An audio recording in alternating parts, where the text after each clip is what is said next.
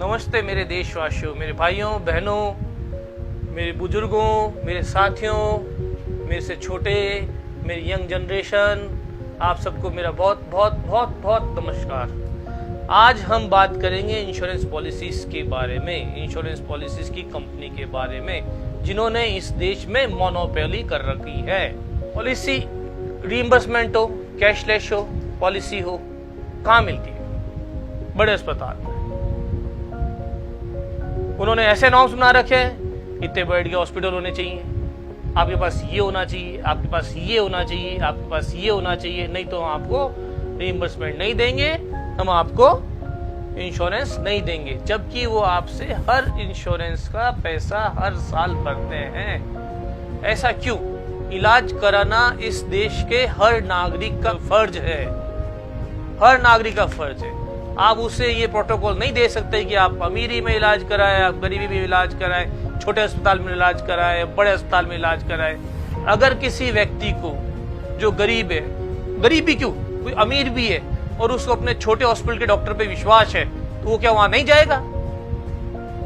But क्योंकि वहां आपकी रिइंबर्समेंट नहीं है, क्योंकि वहां आपकी पॉलिसीज नहीं है, तो उसको कैश में पेमेंट करना पड़ेगा। क्यों करना पड़ रहा है? ये पॉलिसीज बनाई गई इन कॉर्पोरेट्स के थ्रू है कि हम ज्यादा से ज्यादा पैसा वसूल करें, जबकि छोटे हॉस्पिटल घर की तरह इलाज करते हैं, डॉक्टर आपसे पारिवारिक जुड़ा होता है, आपका ध्यान रखता है और हर तरफ से आपको पैसे में भी बचत करता है।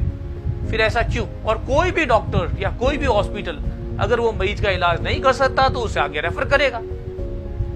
गवर्नमेंट पॉलिसीज और इंश्योरेंसेस बनाई गई थी इसलिए कि मरीज को फायदा हो, मरीज को फायदा हो। पॉलिसी पहले ये किसी जमाने में इंश्योरेंस पॉलिसीज वाले हॉस्पिटल्स के पीछे भागते थे कि साहब हमारे हॉस्पिटल को अटैच कर लो, हमारे हॉस्पिटल को अटैच कर लो, जिससे क्या होगा कि है ना, हमारे आपकी पॉलिसीज, हमने पॉलिसीज बनाई है लोगों की और जिससे उनको फायदा होगा। अब जैसे जैसे ये कॉर्पोरेट्स आते गए, हम छोटे और गरीब हॉस्पिटल इन पॉलिसी वालों के पीछे भागते हैं। ये हमें आज गिनते न कल गिनते, 4 चक्कर कटाते है ना। कॉर्पोरेट हॉस्पिटल ज्यादा से ज्यादा अपना रेवेन्यू जनरेट करने के लिए ये सब काम करता है।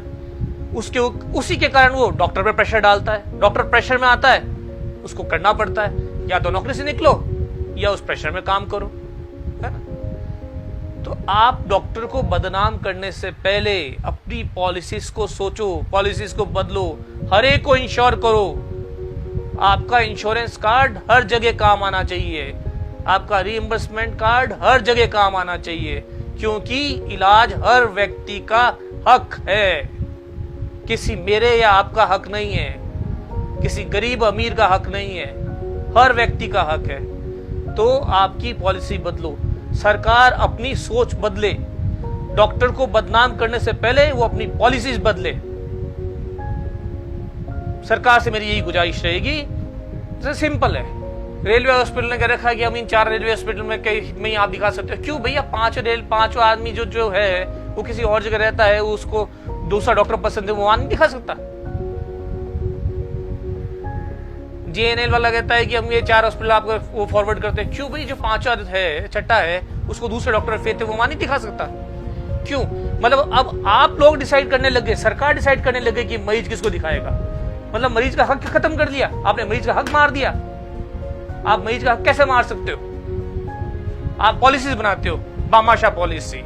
आज तक इस पॉलिसी का क्या यूज हुआ, किस तरह से यूज हुआ, कैसे यूज हुआ?